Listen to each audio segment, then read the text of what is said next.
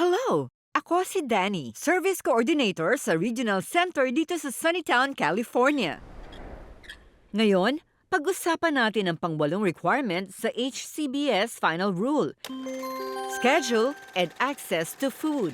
Ayon sa requirement na ito, suportado ang iyong kalayaang ayusin ang sariling oras ayon sa mga nais mong gawin at makakain anumang oras na isin.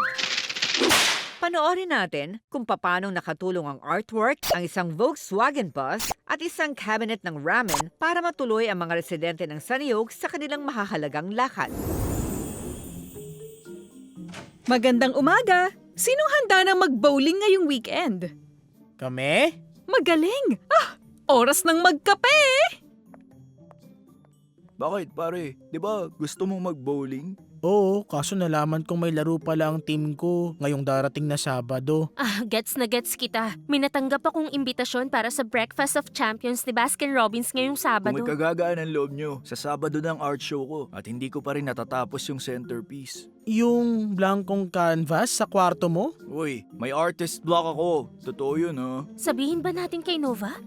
Sabihin ng alin? Walang may gustong mag-bowling. Bakit? Gusto ni Steven mag-softball, gusto ni Maya mag-agahan, at namomroblema si Lorenzo dahil palpak ang artwork niya. Totoo ba yun? Pwera sa artwork ha? Okay lang, pwede kong i-cancel ang bowling. Anong maitutulong ko? Kailangan ko ng tulong na dalhin ang centerpiece ko dun sa art show ko? Para dyan ang SUV natin. Pwede ba akong magpatid sa field? Oo naman, maluwag kaya yun. Pwede rin ba akong magpahatid? Oo. At ikaw, Dexter, anong gagawin mo sa Sabado? Hindi bowling. Ano nangyari? Okay ka lang? Tandaan mo nung sinabi kong kailangan na natin magpa-change oil? Oo. Hindi tayo nakapagpa-oil change.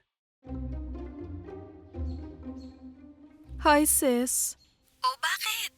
Kahit sa telepono, halatang madilim ang aura mo ah. Nagplano kasi ako mag-bowling ngayong weekend. Ang kaso, iba-ibang gustong puntahan ng mga tao rito. Wow, lahat sila may kanya-kanyang lakad. Ayos yun!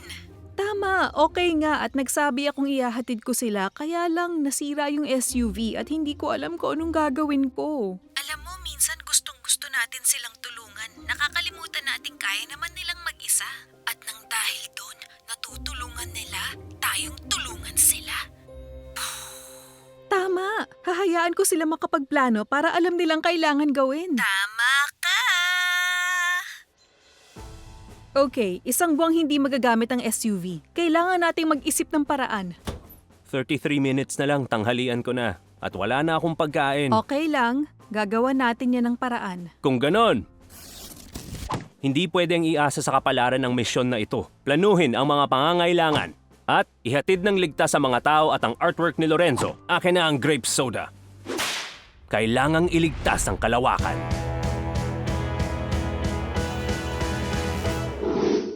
Gagawa tayo ng schedule na pwede para sa ating lahat. Gaya ng sinabi ni Lanterman, para maayos ang oras at space, bigyan ng space ang oras. Gamit ang Neapolitan technique, brown para mahatid ang art ni Lorenzo sa art show. White para sa sundo mo papunta sa ball field. Ano yung pink? Strawberry. Ayos! Mukhang nabubuo na ang plano natin. Tumawag yung catcher, ihatid niya ako sa ball field. Tinext ko si Venus. Masusundo ka niya pa uwi. Pagkatapos niyang ihatid yung centerpiece ko sa art show. Heto na po! Gandang araw sa inyo! Lorenzo! Nandito nang maghahatid ng art mo!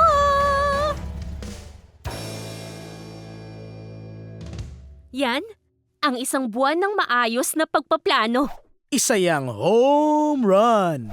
Talagang nagawa niyo ng kayo lang. Gawin natin to buwan-buwan, ha? Gandang idea. At tungkol na rin sa idea, pahingi naman ang para sa centerpiece ng art show ko. Okay, gusto ko nang kumain ngayon. Oo ba? Dito tayo. Ito ba? Katanggap-tanggap sa'yo? Ito ay Blark Work of Art. Tama. Blark work of art nga yan. Kakaibang interpretation. Paano gusto ko? Tsaka ayoko yung paggamit niya ng colors. Kita ko na kaya. Ang ganda! Nagpasya ang mga residente ng Sunny Oaks kung paano nila gagamitin ang kanilang oras. Nakinig si Nova at naihatid ang lahat sa kanilang gustong puntahan pati na sa art show ni Lorenzo. At ang pinakamahalaga, nakakain si Dexter. Suportado ang kalayaan mong mag-ayos ng sariling oras ayon sa mga nais mong gawin at karapatan mong makakain anumang oras na isin. Tandaan nyo, ang planning team mo ay nagsisikap na maging person-centered sa lahat ng aspeto. At ang taong nasa sentro ay ikaw.